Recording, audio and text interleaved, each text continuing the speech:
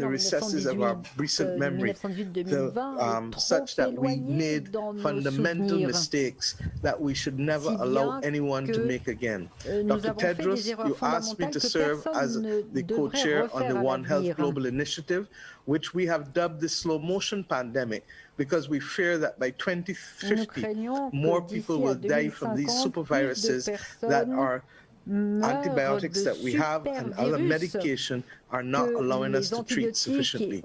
I pray that we will take in front, as we would say before, in front takes us. And what do I mean by that? That we will so sensitize the global population that the basic things that we need to take action, the basic policy instruments necessary to remove people from poverty or necessary to remove the juxtaposition of animal and humans in living conditions, not just working conditions, that have given rise to so many diseases that have caused so much death and so much concern in the world. If we do not get the fundamental development equation correct, if we do not work together, if we do not appreciate that we can only work together if we are to achieve a fairer and healthier world, then we run the risk of seeing millions of persons die again in circumstances where different policy responses or similar policy responses with different scale and different pace of execution can hopefully have a different result in ensuring that less and less people will become victims to awful epidemics and pandemics. They say politics is the art of repetition, and I said so this morning. Over the course of the last year, we have said the same thing more often than at any other time. There is no magic bullet, and there is no magic recipe.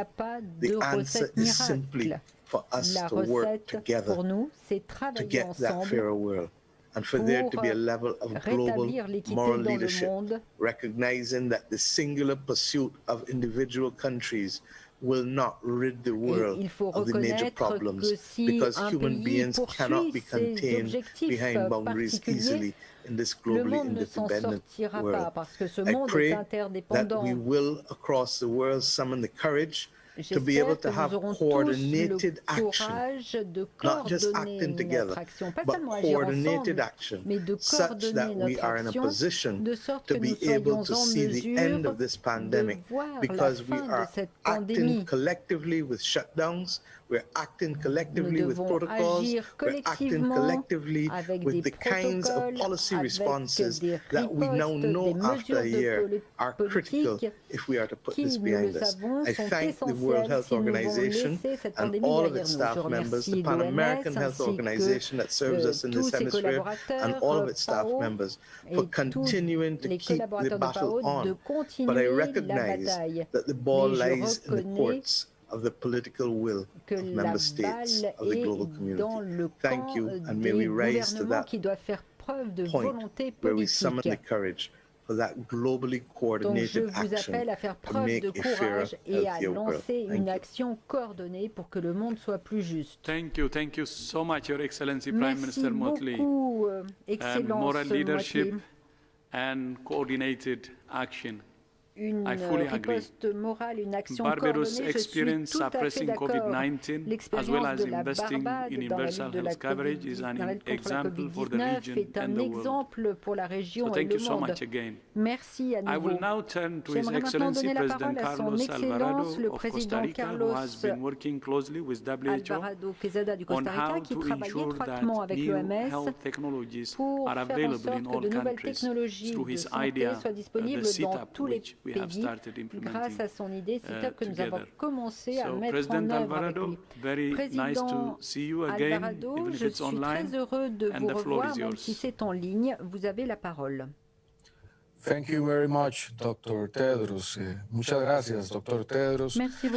También un saludo a su excelencia, la primera ministra Mia Mottley de Barbados, al presidente Hage Geingob de Namibia y a las personas que nos acompañan en esta conferencia de prensa. En efecto, Dr. Tedros, los principios del CITAP, que es el repositorio de tecnologías para la salud, siguen vigentes hoy casi un año después del inicio de esta pandemia y un día antes de la conmemoración del Día Mundial de la Salud. Y eso tiene que ver con el acceso a las tecnologías o tratamientos de forma equitativa para todas las personas en todo el mundo sin ninguna distinción. Como lo decía la primera ministra Motley, eso tiene que ver mucho con liderazgo moral y con compromiso para avanzar en esta dirección. Este repositorio puede acopiar tecnologías que estén a disposición de todos los países y todos los gobiernos en todo el mundo, y tenemos que seguir empujando. Como lo dijo el doctor Tedros, ya hay un equipo establecido en la OMS para este fin, y ahora lo que necesitamos son los gobiernos y el sector privado comprometernos a que esto sea una realidad. Sobre el primer punto que plantea el llamado del doctor Tedros, sobre el acceso equitativo, quisiera mencionar dos temas centrales. Uno tiene que ver con el fortalecimiento de la seguridad social y la salud universal en los países. En el caso de Costa Rica, ha sido la fortaleza de la seguridad social universal la que nos ha protegido y ha hecho que se minimicen las diferencias entre las personas de más ingresos y menos ingresos, porque hemos procurado que cualquier persona en cualquier rincón del país tenga el mismo acceso a pruebas, vacunas, tratamiento e incluso a hospitalización sin distingo geográfico, económico alguno. Esto es difícil y es caro, pero eso hace la diferencia en un mundo que tiene que tener mayor igualdad. Y la pandemia, como lo dijo el doctor Tedros, ha incrementado las desigualdades entre países y dentro de los países. Y las desigualdades también tienen efectos en la salud. Las sociedades más desiguales son también las sociedades más violentas, y las sociedades más violentas también generan otros fenómenos como migraciones o como obviamente pérdidas humanas. Otro punto muy importante en relación a los accesos equitativos tiene que ver con el impulso que varios países estamos haciendo para el Tratado Internacional para la preparación y respuesta ante pandemias. Previo a la pandemia del COVID-19, el mundo globalizado no había experimentado con tal impacto el efecto de una pandemia. Y tenemos que aprender de esta experiencia y tenemos que estar listos. Y sobre todo estar listos significa estar listos para una acción coordinada y una acción solidaria que no distinga entre más desarrollo, menos desarrollo, más riqueza, menos riqueza, lo urbano, lo rural. Esperamos que este tratado logre concretar estos principios, pero a la vez procuraremos que este tratado también incluya principios como los que hemos impulsado en el CITAP, en el repositorio. Sobre los presupuestos para la recuperación post-COVID, ha quedado claro que la salud no es solo una materia de enfermedad. La salud es un tema integral y no podremos procurar el bienestar de nuestras poblaciones si no tenemos garantías para presupuestos que den soporte al sector salud, al sector comunal, al sector de infraestructura.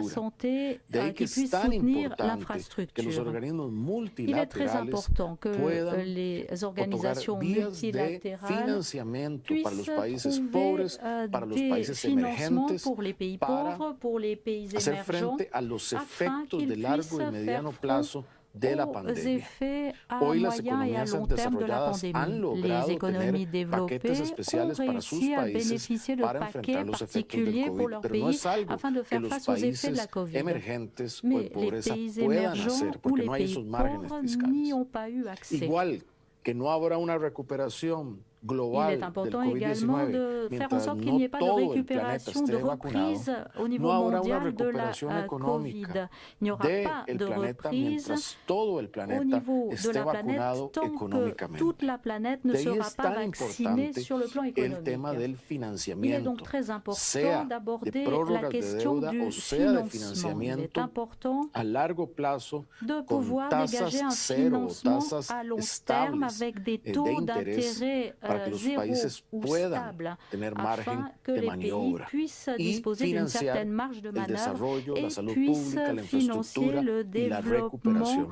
Y a la pesar de remise en parecer place un de tema financiero, l'infrastructure et la es un reprise tema de économique. salud Alors, también. avant d'être un Por thème eso me financier, parece il s'agit tan essentiellement d'un importante que thème lo estemos sanitaire, abordando. Costa raison pour Rica laquelle il est ha important que nous lanzado la abordions ces questions. iniciativa Le FACE Costa Rica a Fund to lancé Alleviate l'initiative COVID FACE, Funds Economics to Alleviate en el marco de COVID Naciones Unidas y Economics dans también le en la cadre des presidencia de la Nations CEPAL Unies et dans le como cadre una de la présidence de la propuesta CEPAL. para Il lograr s'agit esos d'une fondos proposition pour que concesionales l'on para puisse apoyar las obtenir economías des fonds emergentes afin y de mencionar soutenir les un caso économies específico émergentes. Et en j'aimerais el que vous donner un exemple. también las opiniones de las agencias calificadoras de riesgo, des creo y creemos agences muchos, no están considerando los qui esfuerzos que donnent los des gobiernos points estamos haciendo doivent para tenir compte des mantener efforts economías déployés estables, par pero a les la vez para gouvernements atender a nuestras pour poblaciones. Y stabiliser cada leur vez que hay una économie. calificación en esto que es Et negativa, à chaque hace fois más que l'on caro el financiamiento de reçoit nuestros une países. évaluation Tenemos que hacer négative, endógena la cela variable fait que COVID a la hora de pays evaluar doit a donner los un países en sus financement plus esfuerzos important. Nous económicos devons por absolument atender soutenir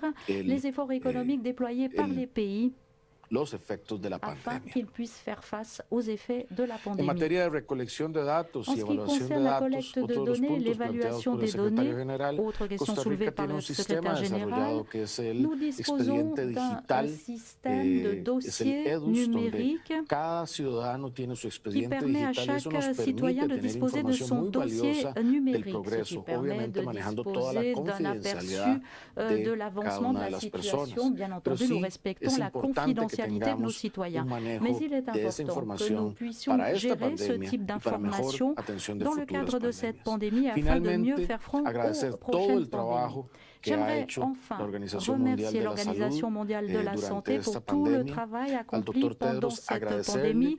y Je expresar remercie le docteur públicamente Tedros el et apoyo j'aimerais de Costa publiquement Rica, el indiquer apoyo que le mío a la Costa labor que Rica está et moi-même realizando y también a soutenons los le travail que esfuerzos vous para que los effectuez et vos tratamientos efforts pour diagnósticos faire en y sorte que les vacunas traitements diagnostiques lleguen de et les manera vaccins puissent equitativa y parvenir de pronta façon a todos los rincones équitable del et planeta de rapidement manera à tous les igualitaria. citoyens du Un monde et placer ce poder de saludar façon al équitable. amigo el doctor C'est un Tedros. grand plaisir Buenos pour moi días de desde Costa pouvoir Rica. saluer le docteur Tedros et je vous souhaite une bonne journée depuis le Costa Rica.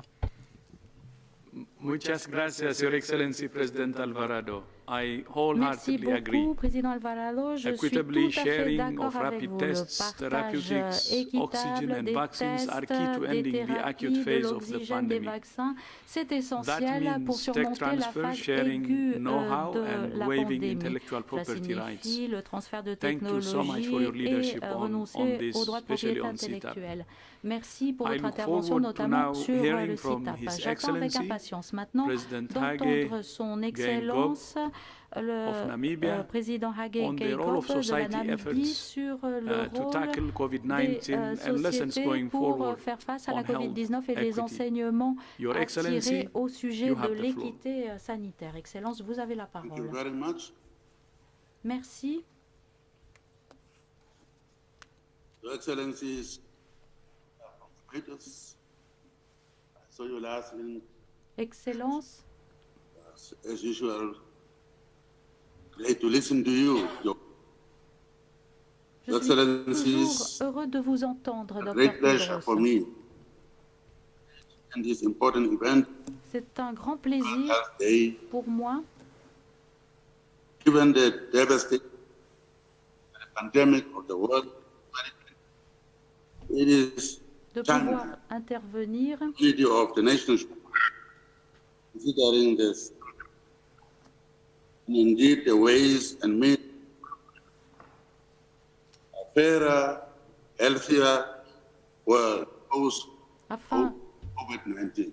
de pouvoir vous The fact entendre that au the sujet Director General de WHO has invited us to be part of this year's event speaks to the urgency of fostering recovery for the entire world from the economic devastation caused by the COVID-19 pandemic. Building a fairer and healthier world will demand joint and concerted action. It will require that we, as members of the human family, stand resolutely together to do everything that is required to return our societies to normalcy. Our people, young and old, have been traumatized. Lives and livelihoods have been disrupted. We be a country that has been deeply scarred. Racism and racial oppression and healthier society. This is an objective that our national declaration struck. We have pursued since the dawn independence. Our constitution, various pieces of legislation, created by our lawmaking policies have been aimed at building an equitable in which no one must feel left out. We in Namibia, we applied equally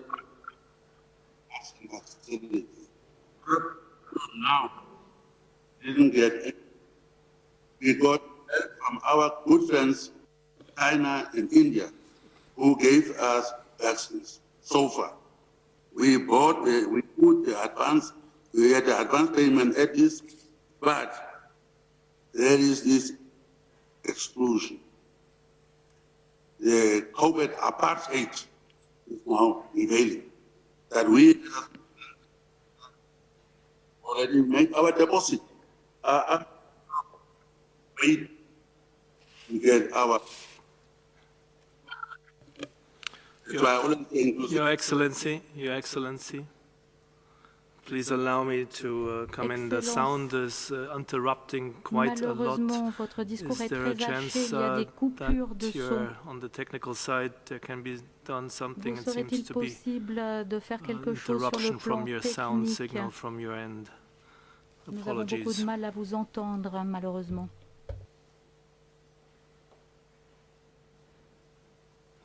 Maybe we can try again and if possible, then have your talking points and your Nous allons essayer à nouveau de vous entendre, sinon serait-il possible de nous envoyer votre discours que nous puissions ensuite partager. Veuillez poursuivre, Excellence.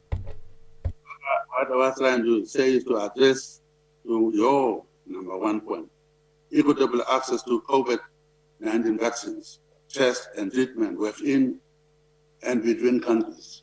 We did apply and paid our deposit to the COVID vaccine. But there is a vaccine apartheid, I'm saying, that we, a small country, have paid deposit, but up to now, we didn't get any vaccine. What we got are vaccines donated by our friends, China and India, and I really thank them for that. Exclusivity, as it spells, conflict. Inclusivity spells harmony. And we are left out now to get that I call apartheid. And we fought against apartheid for many years. After pieces were divided, after adopted our policy of am I audible or what is going on? Because we believe that when wounds of the past are healed, this has laid a foundation in our country into a. Every tragedy brings insights. This is true. Your Excellency, when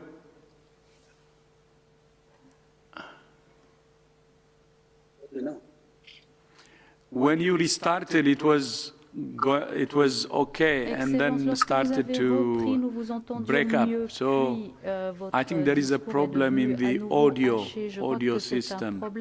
The video is okay, but the audio system is breaking up. So we have heard up to the vaccines you got from India and China. Later, I think there was some breakup again. When I was talking about vaccine apartheid, I want to make that very clear. Yes. As a man who suffered, and we are here, we posited, we didn't get any vaccine.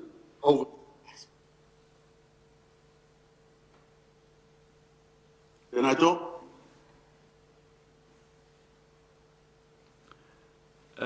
Yeah, still breaking up, but can you go on? Let's see. Voyons si nous vous entendons malgré les interruptions. Every tragedy, new insights. This is true for the COVID pandemic.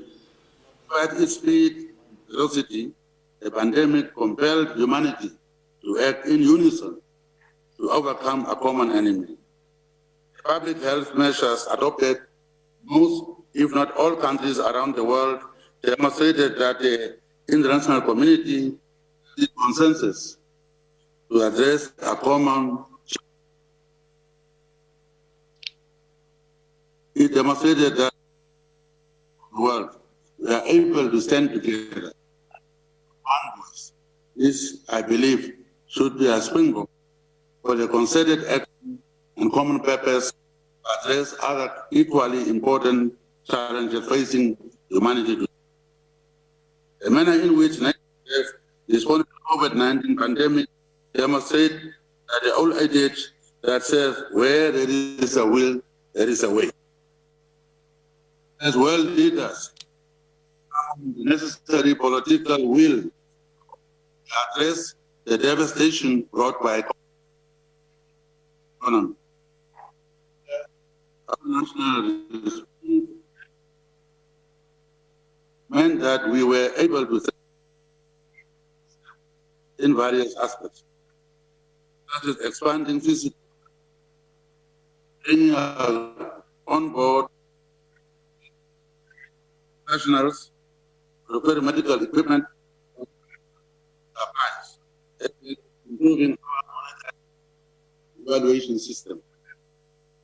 It meant that we were the provision of hygiene services, simultaneously address and spread associated with a fairer and healthier world also means that our global approach necessarily address the root causes, both unfairness and poor health in all their manifestations. The social determinants of health must therefore receive our full attention. In this regard, we must speak not only of availability of opportunities and health services, but of equitable access to essential tools such as COVID-19 vaccines, as I already said. There is no other alternative but to the pandemic, and by so doing to get a fairer and healthier world. Since I'm being sabotaged, I'll end here and participate further. Thank you so much, Your Excellency. Merci, where there is a will, there is a way. I fully agree, and it's great that Namibia is rolling out vaccines, and I was informed also that through the COVAX facilities, you will have your share in 2 weeks. But I fully agree with the problems we're facing with vaccine equity, and as you know, we said vaccine nationalism or vaccine apartheid, as you said it. It's actually the problem with regard to the pandemic response now, because unless everyone is safe, no one will be safe. So it's in every nation's interest, or in every country's interest, to make sure that there is vaccine equity. So I fully agree with you.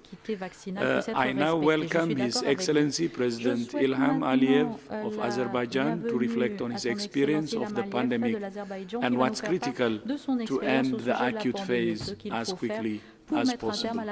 He couldn't join us in person, so he sent us a video, and please.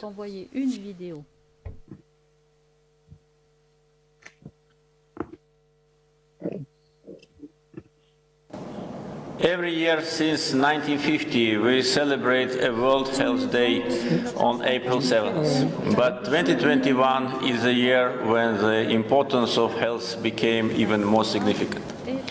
Having a modern, sustainable, high-quality healthcare system is a priority for every country.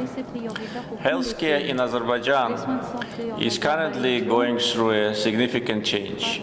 With implementation of mandatory health insurance, Azerbaijan is strengthening the primary healthcare, renovating the emergency medical care services, facilitating the digitalization by starting e-health platform and national health accounts within the country.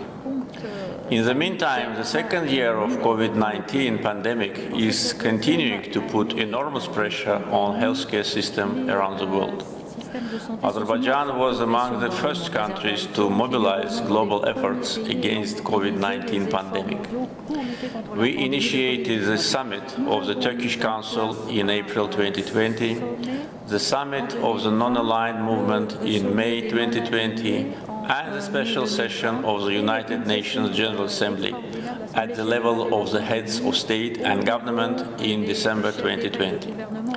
Honoring its international responsibility, Azerbaijan has made voluntary contributions to the World Health Organization in the amount of $10 million.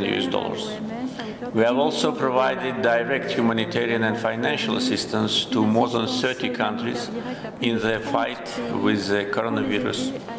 This year, World Health Day is dedicated to building a fairer and healthier world, and the question of equal and fair distribution of vaccines is of paramount importance for this cause. Yet, we all are deeply concerned by the unequal and unfair distribution of vaccines among developing and developed countries. Some countries hoard several times more vaccines compared to their actual needs. It is clear that in such circumstances, other countries will face vaccine shortage. Supporting fairness in vaccine distribution, Azerbaijan put forward a draft resolution ensuring equitable, affordable, timely and universal access for all countries to vaccines in response to the coronavirus disease pandemic at the UN Human Rights Council. The resolution was adopted by consensus on March 23rd this year. Azerbaijan was also among the first countries to join and support COVAX initiative. We and the whole international community expect this initiative to become a model of cooperation and solidarity in response to pandemic. Only together we will overcome the pandemic and will return to normal life. Happy World Health Day. Journée internationale de la santé. Thank you, President Aliyev, and I welcome your leadership on calling for equitable, affordable, timely, and universal access to vaccines at the UN Human Rights Council, and agree we must do more to ensure vaccines are fairly distributed. Again, thank you so much to all heads of states and government for joining us today. We have a lot to do to achieve health equity, but I'm proud to see heads of states leading from the front, which will be key to us strengthening health systems overall and preparing for future pandemics. I thank you. So if you have few minutes more, if you can join us with the Q&A with the media, we would appreciate it.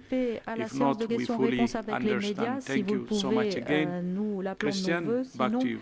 cela ne pose pas de problème. Hassan, je vous redonne la parole. Merci beaucoup, Monsieur le Directeur Général. J'ouvre maintenant la discussion avec les médias. Nous avons une longue liste d'intervenants. Si vous souhaitez intervenir, appuyez sur l'icône, levez la main sur votre écran. John Miller de Reuters. John, vous avez la parole.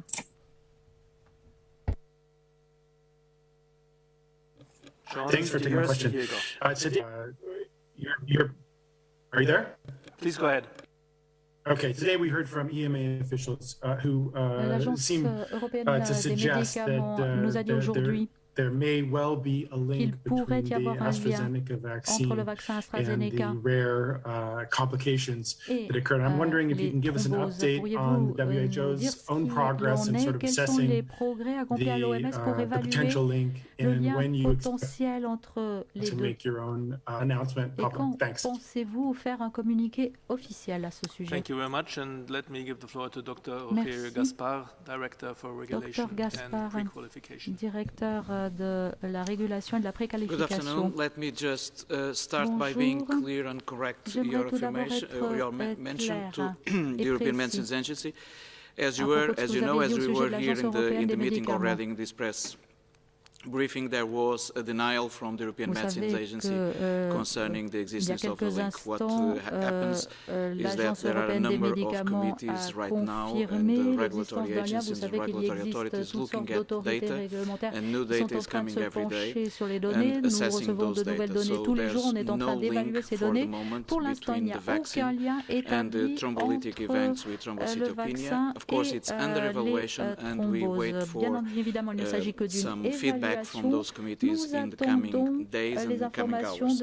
Just to give a full assessment, probably this is good to give also an assessment with some numbers on it. The data are coming, as I said, every day. So we are looking at the pharmacovigilance networks globally, and WHO, of course, is relying heavily on the national pharmacovigilance systems, but also on the assessment committees from national regulatory authorities and also from regional regulatory authorities like the European Medicines Agency. The two EULs that were issued by WHO on AstraZeneca-based technology, so one from the manufacturer SK Bio in the Republic of Korea, and an authorization given, an emergency use authorization given by the Republic of Korea Regulatory Authority, MFDS, and the second one from SII in India, with the correspondent authorization also from the Indian National Regulatory Authorities. Both of them are based on the core clinical data that was submitted by AstraZeneca to the European Medicines Agency. So the regulatory alignment currently is that we'll rely first on the assessment done by the Pharmacovigilance Risk Assessment Committee by the European Medicines Agency, which started today at 11 o'clock and is supposed to continue tomorrow and probably the day after or not. That will depend on the committee. And we are following that meeting. We have observers on the meeting and we are looking at the data jointly. And at the same time, as you know, the Medicines Health Products Regulatory Authority from the United Kingdom, MHRA, is also looking at the same set of data. So what we can say is that the appraisal that we have for the moment, and this is under consideration by the experts, is that the benefit-risk assessment for the vaccine is still largely positive. We continue to see a number of events that are rare events linking thrombocytopenia to thrombolytic events. And those rare events are now being categorized in terms of the diagnostics, in terms of the population, in terms of the distribution within the population. And the expert committees will come to decisions in coming hours and coming days about what will be the regulatory status for the vaccine. For the time being, there's no evidence that the benefit-risk assessment for the vaccine needs to be changed. And we know from the data coming from countries like the UK and others that the benefits are really important in terms of reduction of the mortality of populations that are being vaccinated. So one important issue to say also, because on the media and also on the regulatory committees, we tend to stress too much the risk when we are discussing these issues, and we have to do that We have also at the same time to balance this with the benefit coming from the vaccine. And I think it's important to reiterate this once again. Another issue which is also important, and that's why WHO is at the same time having a number of sessions, information sessions, groups of experts.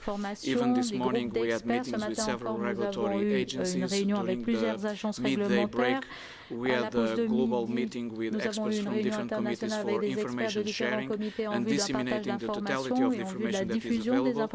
And in parallel with the current meetings at the European Medicines Agency and the Medicines Health Product Research Authority at the UK, we will convene tomorrow also our Global Advisory Committee on Vaccine Safety that together with other experts will look at those data. So we expect that probably by the end of today or the day after, so Wednesday or Thursday, we might have a fresh conclusive assessment from our experts, but as I said already, at the present moment and under the assessment that we have from the data submitted up to yesterday, we are confident that the benefits-to-risk assessment for the vaccine is largely still positive.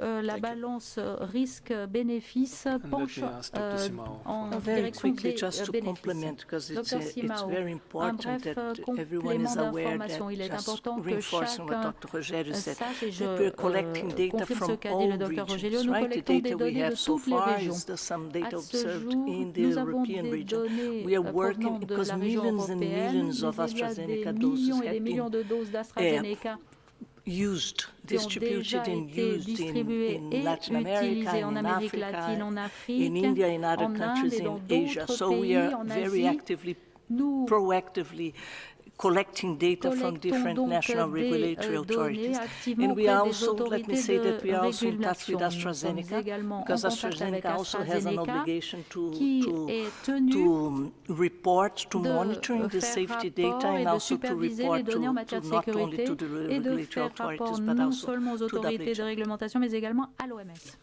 Thank you very much. The next question goes to Carmen Pound. Political. Carmen, please unmute yourself. The political, Carmen. Thank you so much for giving me the floor, and hi, everybody. There have been quite a few reports over the last few days about a number of countries, specifically in Africa, that have received doses through COVAX, you know, in some cases more than a month ago, and either have not deployed them at all, or, you know, the rollout is super slow due to different issues, ranging from hesitancy to, you know, logistical issues. So I wanted to see if there's any plan to sort of like ramp up support for deliveries, and if you're looking at, like, you know, what are the specific issues that are impeding the rollout or faster rollout in those countries, because I've seen that there are even concerns that some of the doses might expire before certain countries are able to, you know, inoculate them. Thank you. Let me ask Dr. Bruce Aylward. Dr. Bruce Aylward. Carmen, thanks so much for the question. It's so important, right? Our goal in rolling out vaccines is to ensure everywhere in the world no doses or vials lay idle and they're put to work as rapidly as possible. So recognizing the challenge it might pose to roll out these vaccines, because you're targeting different age groups, different populations than we normally do in many countries that are used to childhood vaccination programs. As a result, there was a huge amount of work that was initiated last fall, actually, in especially low middle-income countries, to try and help first with an assessment across all the different parameters that would need to be optimized to roll out these vaccines, then the development of what we call a national vaccine deployment plan across all of these countries, and then a tracking at the international level by region, by country, where countries were in terms of preparedness. So the most important part of this was a huge amount of work that was done in advance, and credit really goes to a group of agencies across the WHO, UNICEF, the World Bank, and others that work together in a concerted effort across countries. So even, of course, the best laid plans are going to have challenges. We've seen that in every country in the world that's introduced these vaccines, whether high-income, middle, low-income countries. Everyone has struggled in rolling out these vaccines. Part of it is logistical, part of it is related to some of the challenges I just spoke of. So in every single country, WHO, UNICEF, but not only, also with a broad range of partners, are working with ministries and with communities to try and optimize the rollouts, rapidly identify what are the bottlenecks. And like you said, even in the question you asked, Cameron, it's a range of issues. Sometimes it's logistical, sometimes it might be hesitancy. We know that one country suspended the use of one vaccine or didn't want to until some of its concerns were reconciled. So it's been a whole range of issues, and it really is exactly what you said, a tailored approach in each country to try and help get past any bottlenecks to use so that as rapidly as possible these products can be protecting healthcare workers, protecting in particular the older populations and those at highest risk of the most severe disease. Thank you very much, Dr. Elwood. With this, we come to the next. That's Gabriela Sotomayor from Notimex, Mexico. Hola, Christian. Thank you for taking my question. It's on behalf of Proceso. 3,400 health workers have died in Mexico. So my question is about the vaccination of health workers. It is clear that the priority is those who are in the first line of fire treating patients with COVID. But what happens with the rest of the health personnel? When should they be vaccinated? In Mexico, for example, 65% of health personnel is under 50 years old, and 50% are under 40, so they would be at the end of the line of regular vaccination.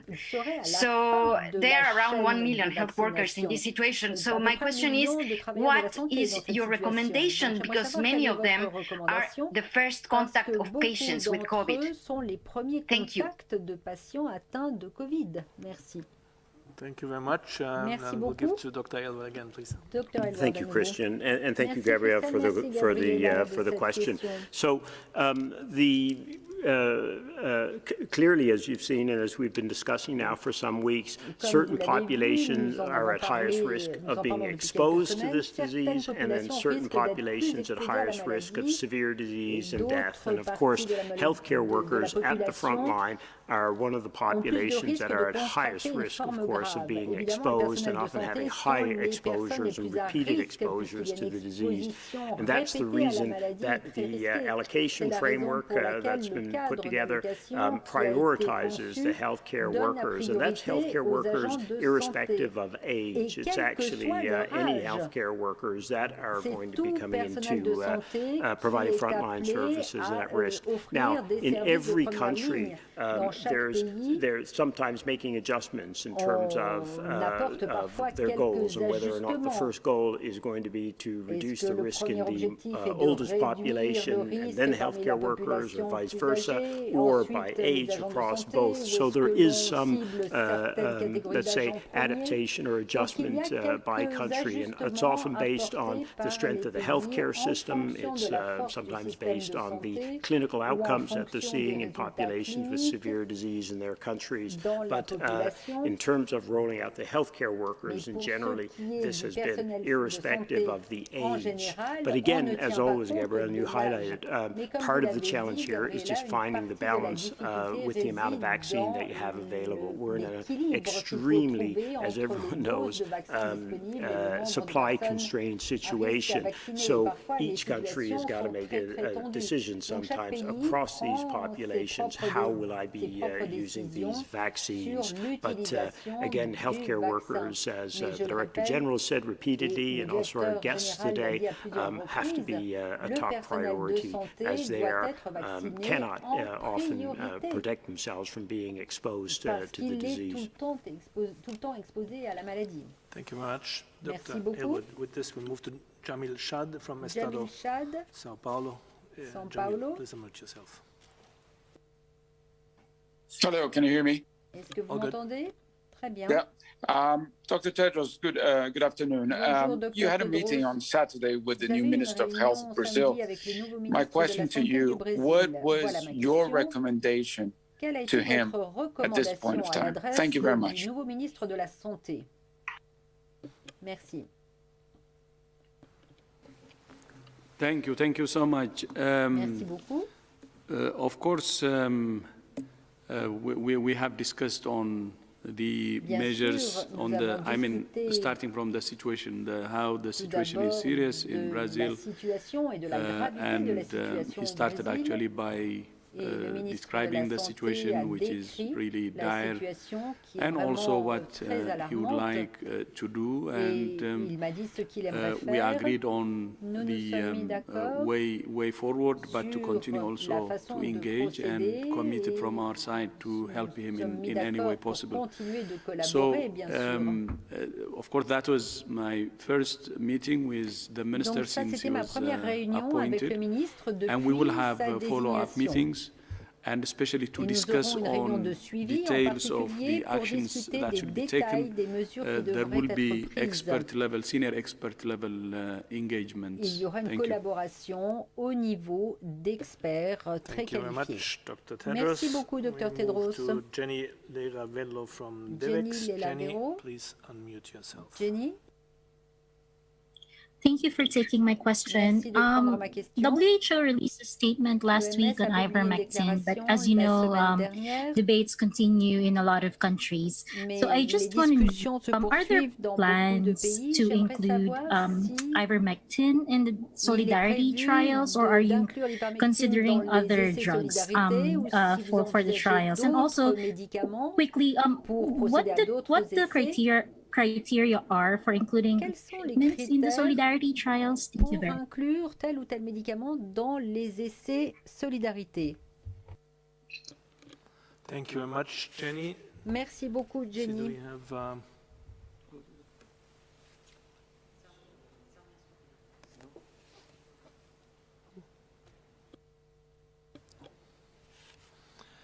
no, we were looking to have a colleague online who can answer this. Nous attendons de nous connecter avec un collègue en ligne qui pourra répondre We do not à la have a question. colleague available right now to answer this. We'll take your question offline and reply to you by email. With this, we move to the next, and that would be Jamie Keaton from AP. Jamie, please unmute yourself. Thank you, Christian. Good afternoon, everyone. This question, I think, is for Bruce. Bruce, today, all 4 countries that were represented at this briefing are expected to get AstraZeneca vaccines from SK Bio, according to Gavi. But many other countries are still expecting AstraZeneca vaccines from SII, the Serum Institute. Today, we spoke to the CEO, Adar Poonawala, and he says that its exports for COVAX could now resume in June, even though Gavi had expressed hopes for a resumption in May, as the spike in case counts worsens in India. My question: how concerned are you that COVAX will be facing severe vaccine supply shortages in the coming months from SII? And what can be done about it? And how does COVAX survive this major setback? It could even last beyond June. Dr. Aylward, please. Dr. Aylward? Yeah, thanks, Jamie. Merci, Jamie. I think, first of all, let's not speculate on what's going to happen in terms of future deliveries from any of the companies that we're working with. Right now, every country we talk to, every company is trying to make sure that they prioritize COVAX and that we get the vaccines that we need. Obviously, if we have an interruption with any one of our suppliers for a short time, a month or so, we can find ways to try and manage as best we can with the countries. But if it prolongs, if it's longer than that, obviously would be a big challenge. We actually have had some good news over the last few days that some of the additional deliveries from SII have been opened up. You'll remember that there was a challenge, but there was some deliveries that have been opened up over the last few days, which would be important to all countries being able to start vaccination by the end of the 100-day period that the Director General has highlighted. But as you can say, actually, what I meant to make with that point, Jamie, is as you can see, there's this is a very fluid situation. We've had multiple reports of sometimes this vaccine supply is going to be cut back by this much or increased by that much. And in fact, because of the work by the companies and by the governments to increase supply, additional supply supplies have come through.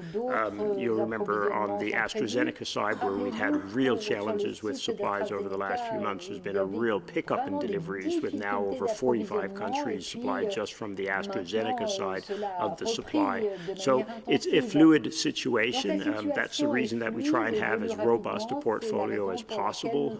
As you also know, we have got deals with J&J on the Novavax product, on other products. So part of trying to ensure that if there's a problem with one product, one supplier, is making sure that you have other options as well that will come online in the coming weeks and months, hopefully. So a range of things to try and address that, but clearly were there a complete interruption from any supplier, that would be a real problem, and that's the reason we're doing so much work to try and look at, as the Director General said, improving production capacities in the existing suppliers, bringing new suppliers on board, doing the emergency use listing assessments for yet additional products. So all of these steps are to try and mitigate any potential interruption in supply from any supplier. Thank you very much, Dr. Elwood. Let me call upon Sophie Mokoena from South Africa BC, SABC. Sophie, please unmute yourself. My question is around vaccine access, particularly to the developing South or poorer countries.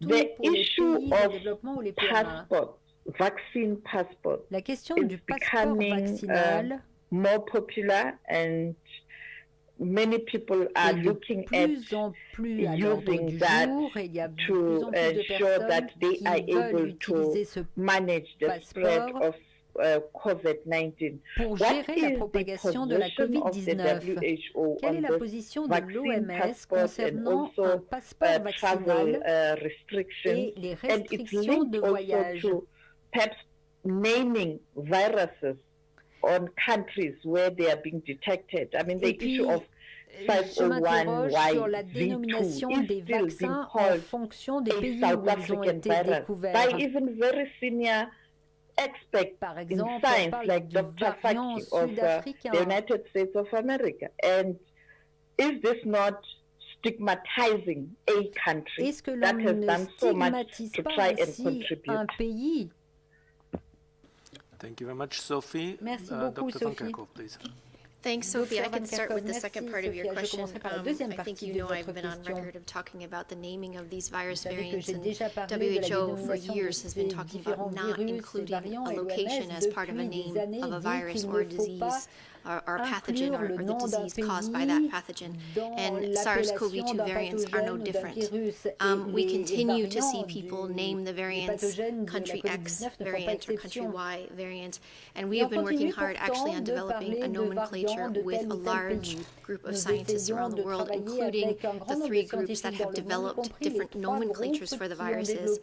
I have to say, I have to admit, I foolishly thought this would be a very simple thing to do. I thought it could be done in a week or 2, and we're now into our, I think, our second month of doing this. We hope to be able to announce the nomenclature very soon, because we need to make sure that any of the names that are used do not further stigmatize a person or a last name or a location inadvertently. And so we're still working on that, but we do hope that countries do not say the South African variant, including scientists. Unfortunately, I hear that on many teleconferences that I'm on, and we spend a lot of time talking about these virus variants that are being detected around the world. The more you look, the more you will find. And with the increases in genomic sequencing that are happening worldwide, there are a lot of regional platforms that are being enhanced to make sure that we can find different mutations and different virus variants. There are a lot of research groups that are out there that are studying each of these mutations and the combinations of mutations, which are what these variants are, to determine if there are any changes in transmissibility and severity and any potential impact on our available and future diagnostics, therapeutics, and vaccines. So it is really important that we do have names of these virus variants. Right now, what we're using is the B.1.1.7, the virus variant first identified in the United Kingdom, the B.1.351, the virus variant that was first identified in South Africa, and the P1, which is the virus variant that was first detected in Japan but is circulating in Brazil. But there should be no stigma associated with these viruses being detected, and unfortunately, we still see that happening. Countries that are conducting surveillance, that are carrying out sequencing, that are sharing those sequences on publicly available platforms, that are working with WHO and scientists around the world should not be stigmatized for sharing this information. In fact, we need more of this to be happening worldwide, and we will continue to work with partners to ensure that that happens. Dr. Ryan, please. Just on your question regarding certification of vaccination, WHO does support certification of vaccination, be it paper or electronic, as a means of providing personal health information to people who are vaccinated and to give them a record of that vaccination, but also for monitoring and evaluation purposes and quality assurance purposes in the health system. So having proper certification and recording of vaccination is very important. That's a different consideration to what those certificates are used for outside the health space, and that would be health certification of vaccination being used to attend work, to attend school, to attend events, to travel nationally or internationally. They are not necessarily related to the health of the individual, but to other factors. And this is a complex issue. It has both considerations around how such certification could be utilized to reduce transmission, but also around knowledge around the impact of vaccination itself and the way in which vaccination may or may not prevent transmission. And there are ethical issues here regarding equity. We already have a huge issue with vaccine equity in the world. The imposition of requirements for certification of vaccination before travel could introduce another layer of such inequity. If you don't have access to vaccine in the country, then you effectively become isolated as a country as vaccine passports kick in. So there are many issues. Currently, WHO, or through the Emergency Committee of the International Health Regulations, have made temporary recommendations to the Director General that proof of vaccination should not be a requirement, be required for purposes of international travel. That group will meet again, I believe, on the 15th of April, and I'm sure that recommendation will be under consideration.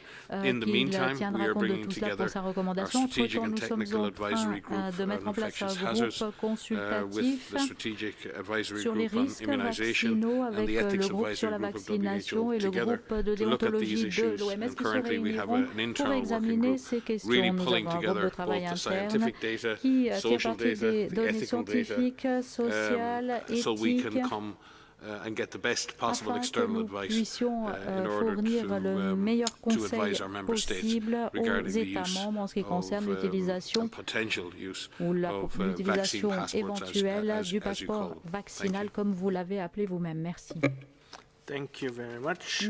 For the last question, we go to Romain Millard from AFP. Romain, please. Romain de l'AFP. Thank you. Can you hear me? Yes, go ahead. Thank you.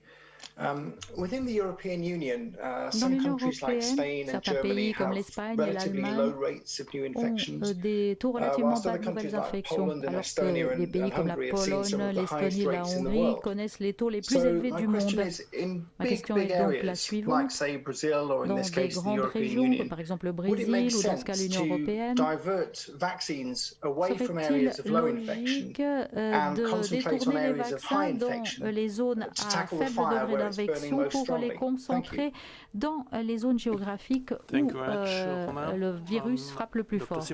Merci Romain, Dr Simao. Je vais commencer, puis mes collègues pourront compléter. To clarify that vaccines are not necessarily a good response to an acute problem, right? Because vaccines take time to reach immunity immunity and everything else. So it's extremely important that when you have a lot of community transmission, like we're seeing in some of these countries, that what we call the public health measures are taken into account and they are strictly followed. And these are the mask, consistent use of masks, hand hygiene, ventilation, avoiding crowded crowds, and in some specific cases even lockdowns, and as we are seeing in Europe.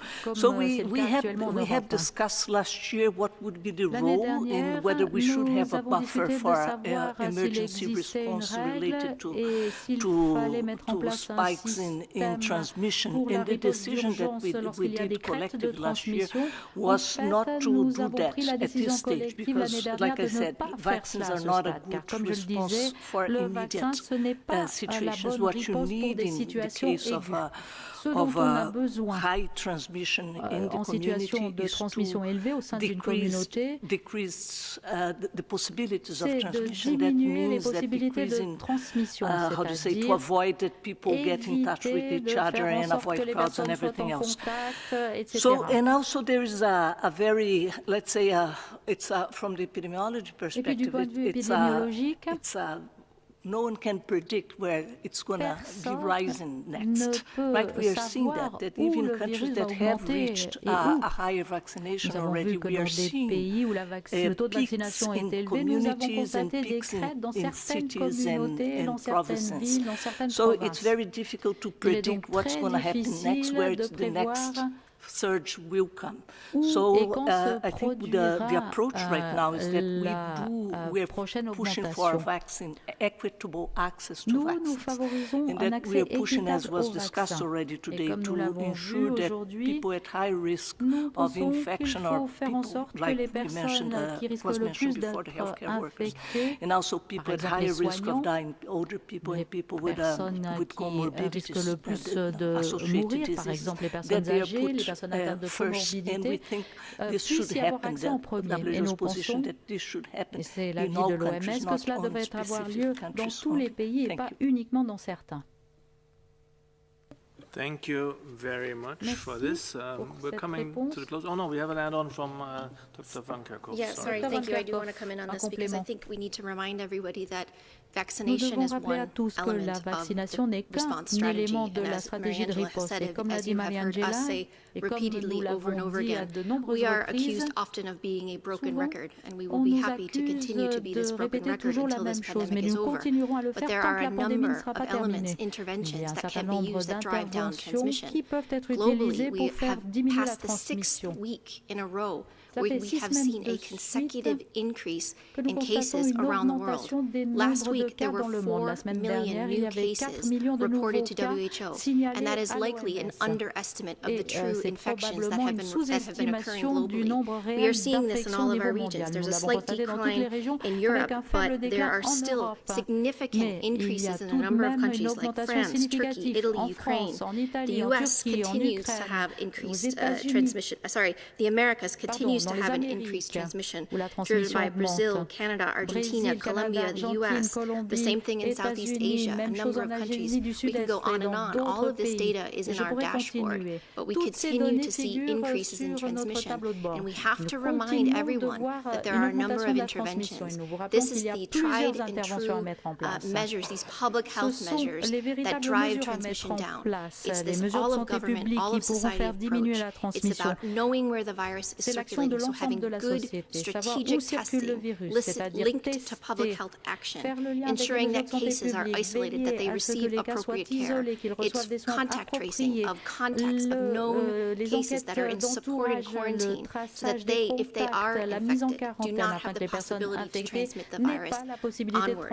It's about getting into the clinical care pathway early, so that individuals who are infected with the SARS-CoV-2 virus are seen and are assessed, so that they are treated appropriately and that they are cared for appropriately. It is making sure that we have engaged, informed, empowered communities so that they know what they need to do. We understand that the situation is evolving. The situation where you live changes. So following guidance And following the local recommendations is really important. There's very good information that is out there that tells you in the area where you live, in the area where you work, what is safe to do and what is not.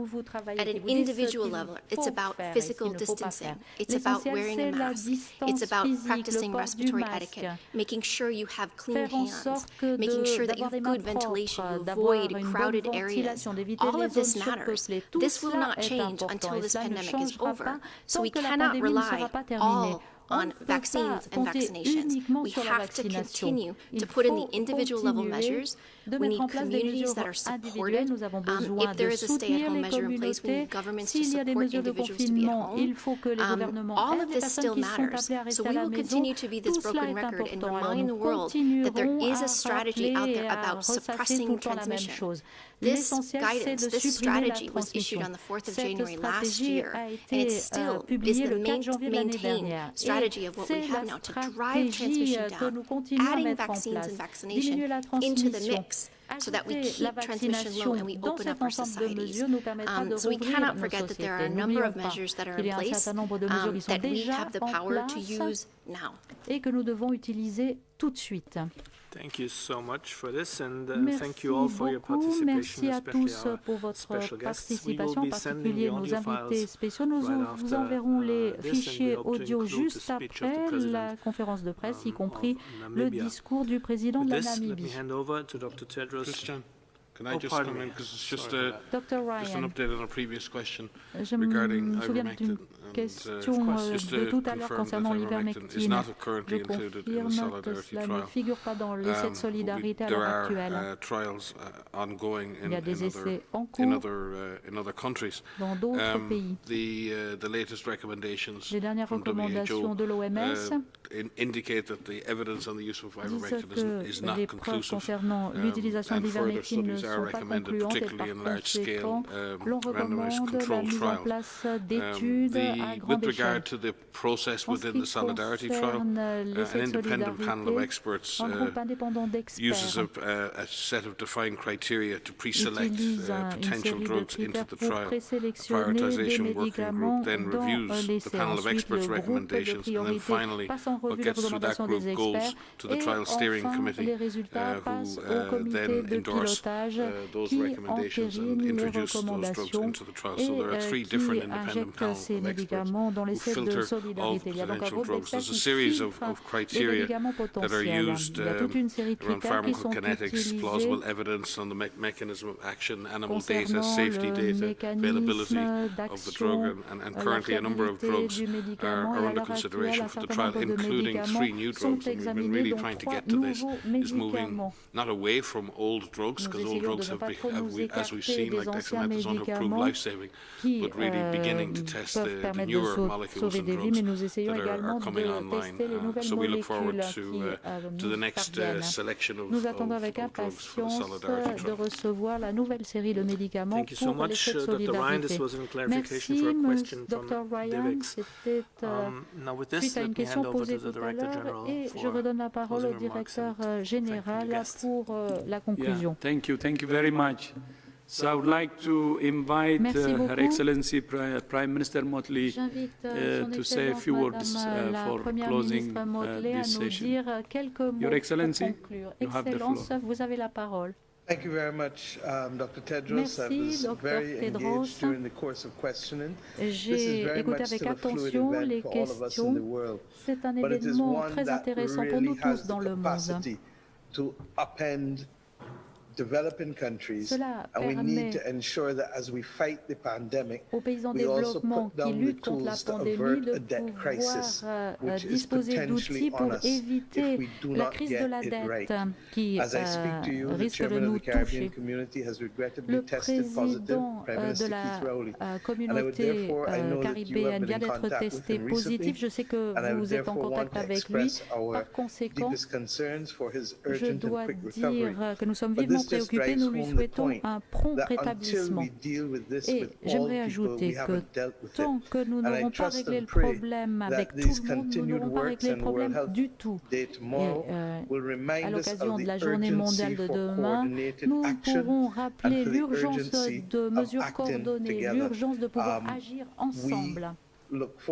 Nous attendons avec impatience de pouvoir compter sur le soutien de l'OMS et de l'OPS, en particulier pour les pays qui ne disposent pas des ressources techniques ou financières, et nous continuons d'espérer avoir accès aux vaccins puisque cela permettra à chacun d'entre nous de survivre. Nous venons d'entendre que la transmission avait augmenté au cours des 6 dernières semaines et nous continuons à penser qu'il n'existe aucun mécanisme qui coûte trop cher pour protéger des vies.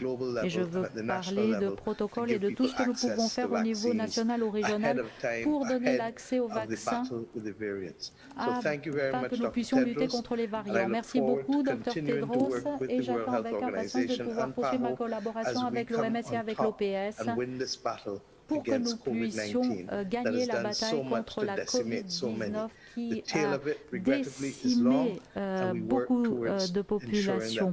Malheureusement, cela prend du temps et nous espérons pouvoir limiter les conséquences négatives sur nos populations. Thank you so much, Your Excellency. I fully agree with what you said, and also I join you in expressing my, wishes for fast recovery to His Excellency Prime Minister Rowley. I would also like to thank all heads of states who have joined today, His Excellency President Ghebreyesus, His Excellency President Alvarado, and also His Excellency President Aliyev. Thank you so much once more, and thank you so much for your leadership. Finally, tomorrow we will publish an additional short list of films for the Health for All Film Festival. This fourth shortlist is dedicated to health equity. I invite the public to post questions in the comment section of the shortlisted videos, which are available on YouTube and through the WHO website. Some of your questions will be asked to jurors and winners during the award ceremonies to be streamed on WHO's YouTube channel on 13th May 2021. Thank you to all journalists also, finally, for joining, and see you in our upcoming presser. Thank you so much. À bientôt à notre prochaine conférence de presse. Merci.